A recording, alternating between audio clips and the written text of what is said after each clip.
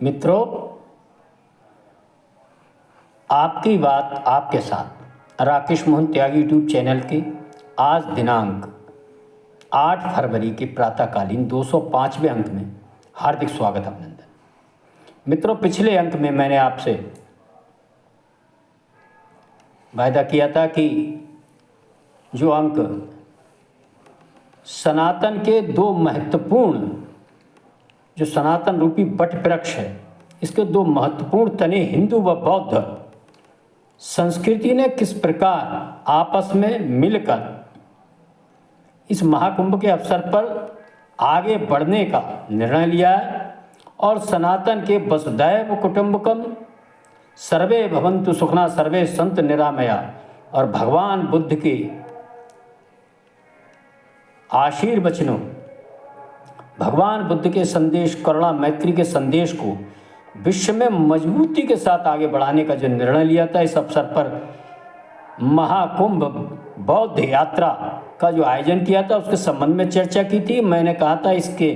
अगले अंक में मैं आपके समक्ष इस महाकुंभ के अवसर पर होने वाली विभिन्न राष्ट्रहित, जनहित, सनातन हित, मानव हित के जो कार्य, जो निर्णय इस महाकुंभ के अवसर पर लिए जा रहे हैं, उनके बारे में आपसे चर्चा करूंगा। इस संबंध में एक चर्चा का प्रारंभ मैं आपके समक्ष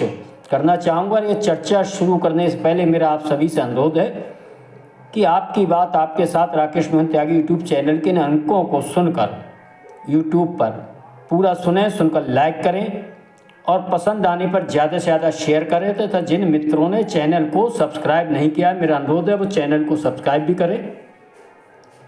और अपनी कीमती राय कमेंट्स के माध्यम से जरूर दें।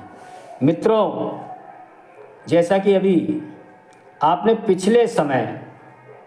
की राजनीति में कुछ शब्द, कुछ नारे लगातार चलते रहते हैं और इनमें एक शब्द पीडीए की बड़ी चर्चा सुनी होगी और इस पीडीए शब्द को समाजवादी पार्टी व विभिन्न राजनीतिक दल अपने अपने हिसाब से चलते हैं। विभिन्न राजनीतिक दल अपने नारे, अपने मनन चिंतन के आधार पर अपनी राजनीति करने के लिए स्वतंत्र होते हैं। समाजवादी पार्टी के लिए पीडीए का मतलब पिछड़ा, दलित और ए से अल्पसंख्यक। अब कितना वो पिछड़ों को लाभ करते हैं, कितना दलित को, आज मैं इस विषय पर चर्चा ना कर मैं दूसरी ओर आपका ध्यान दिलाना चाहूँगा। भारतीय जनता पार्टी भी लंबे समय से, भले ही वो इसे नाम नहीं देती थी, लेकिन इस पीडीए शब्द के आधार पर ही राजनीति करती आ रही थी। आप सबने देखा होगा उसका भी पिछड़ा और दलित और सारी योजनाओं का सार ये से उसका आधी आबादी पर फोकस रहा करता है। आप सबने सुना होगा कि इन्हीं वर्गों 80% इन्हीं वर्गों के लोगों को पिछले समय में भारतीय जनता पार्टी की सरकार ने 40 लाख करोड़ रुपया उनके खातों में विभिन्न योजनाओं के माध्यम से इन वर्गों को, पीडीए के वर्गों को भेजने का काम किया था। मित्रों, लेकिन मैं आपके समक्ष आज जो चर्चा करना चाहता हूँ वह चर्चा सुनकर निश्चित ही मैं आपका ध्यान आकर्षित कराना चाहूँगा कि इस प्रकार राजनीति समाज को बांटने, काटने, अपने निजी हित, अपने निजी स्वार्थ के लिए काम करती है राजनीति, लेकिन किस प्रकार धर्म व संस्कृति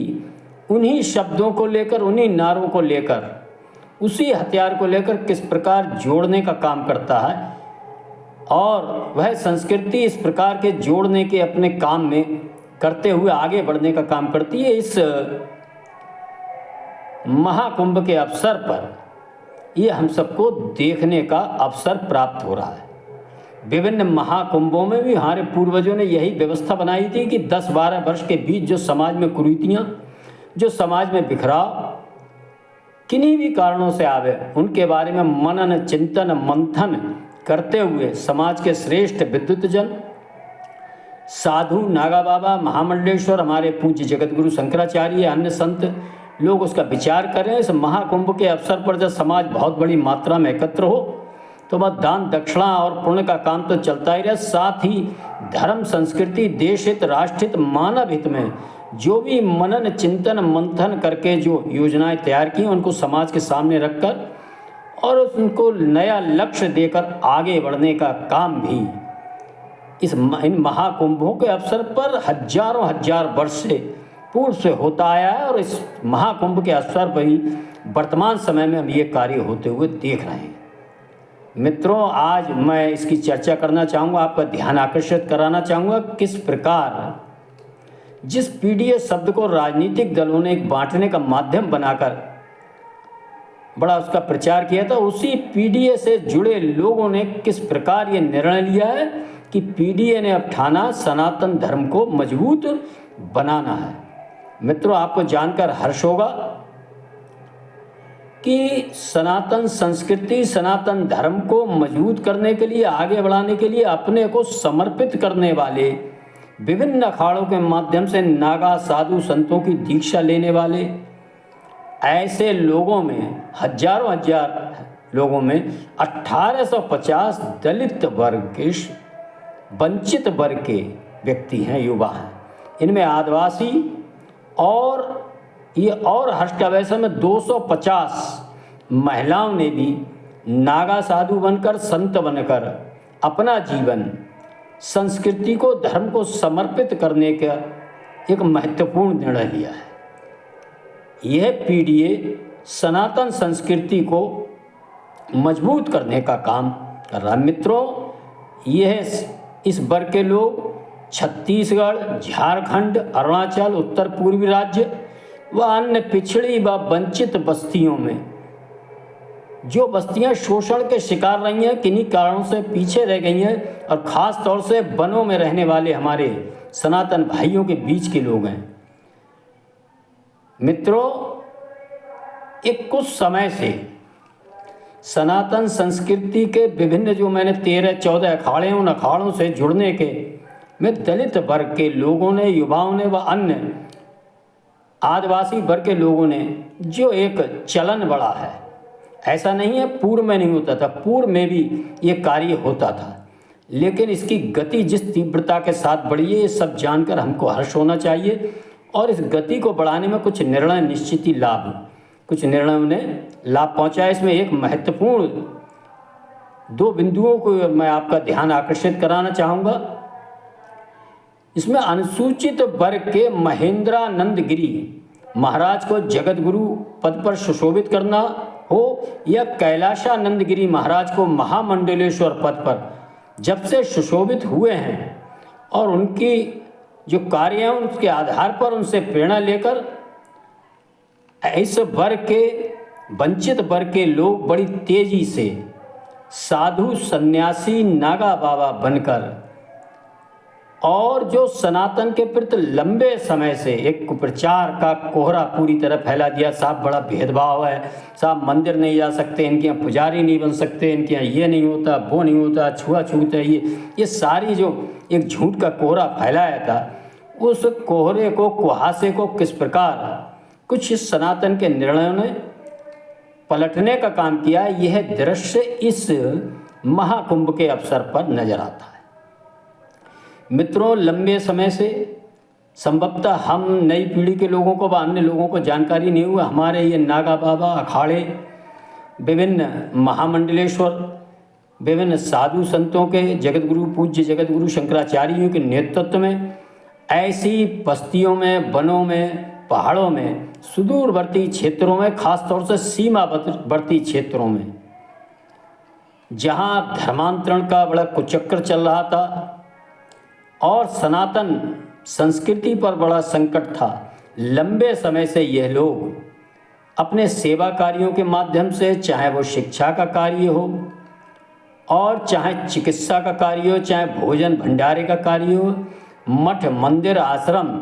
अपना चलाने का व अन्य सेवा कार्यों के माध्यम से इन क्षेत्रों में सनातन संस्कृति की अलख जगाते आ रहे थे। इस अलख और सनातन संस्कृति के उत्थान के इस कार्य को और आगे बढ़ाने के लिए जिस युवा शक्ति की आवश्यकता थी, वह उन्हीं बस्तियों के आसपास रहने वाले लोगों ने निश्चित ही उन कार्यों से प्रेरणा लेकर इस महाकुंभ के अवसर पर विभिन्न अखाड़ों के माध्यम से नागा साधु बनकर, संत बनकर,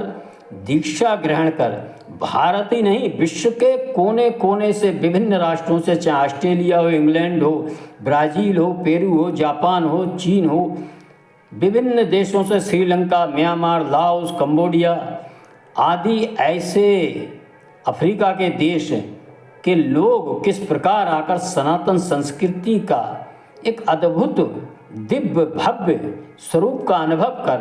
प्रभावित हो रहे हैं और सनातन संस्कृति को अपना रहे हैं और नागा साधु बनकर विश्व के कोने कोने में सनातन संस्कृति को मजबूत और उसका संरक्षण करने का कार्य करते हुए वसुधैव कुटुंबकम बस सर्वे भवन्तु सुखिनः सर्वे सन्तु निरामया के इस सनातन संस्कृति के मूल स्वरूप को आगे बढ़ाने के लिए अपने को समर्पित कर रहे हैं। इसकी हम सबको प्रशंसा करनी चाहिए। और इसी क्रम में हमारा ध्यान जाएगा, मैंने पहले भी कहा था कि राजनीति हमेशा बांटने का, काटने का, छांटने का काम किया करती है। संस्कृति हम सबको एक कर मानव हित के लिए आगे बढ़ाने का काम करती है। आप सब देख रहे हैं किस प्रकार हमारे देश के अंदर विभिन्न राजनीतिक दल आखिर क्यों कुंभ, सनातन और संगम, गंगा स्नान को लेकर किस प्रकार की क्षुद्र मानसिकता के आधार पर चर्चा कर रहे हैं और किस प्रकार का विश्वमन कुंभ मेले के प्रति कर रहे हैं कि वहाँ शमशान है, वहाँ इतने लोग मर रहे हैं, वहाँ कोई व्यवस्था नहीं है, वहाँ ये है, वहाँ वो है, गंदगी है, जाइए मत, हतोत्साहित करने का काम कर रहे हैं। मेरा अनुरोध है, आप सब देख रहे होंगे जिस पीढ़ी वर्ग को बस सनातन संस्कृति को बांटने का औजार बनाते, आज वही उनका औजार पीढ़ी वर्ग से नए लोग निकलकर सनातन संस्कृति को मजबूत करने के काम को अपने को समर्पित कर रहे हैं, उनको मुंह तोड़ जवाब दे रहे हैं। आज आप आस पड़ोस के गांव से देख रहे होंगे, हर वर्ग के लोग कुंभ की ओर जा रहे हैं। जब वो वहाँ देख रहे हैं, वहाँ की व्यवस्थाएं देखकर आश्चर्यचकित हैं और वो वर्तमान सरकार को साधुवाद भी दे रहे हैं। और मेरा आप सभी से अनुरोध है कि हम सब भी अपने अपने गांव, अपने क्षेत्र से 10, 20, 50 लोगों का समूह लेकर इस अवसर पर अवश्य संगम स्नान करने जाएं, कुंभ के सहभागी बने और पुण्य लाभ प्राप्त करें। आप सबने इस अंक को सुना, इसके लिए आप सभी का बहुत बहुत धन्यवाद। मैं अपनी वाणी को विराम देता हूँ। जय श्री राम, जय श्री वाल्मीकि भगवान, भारत माता की।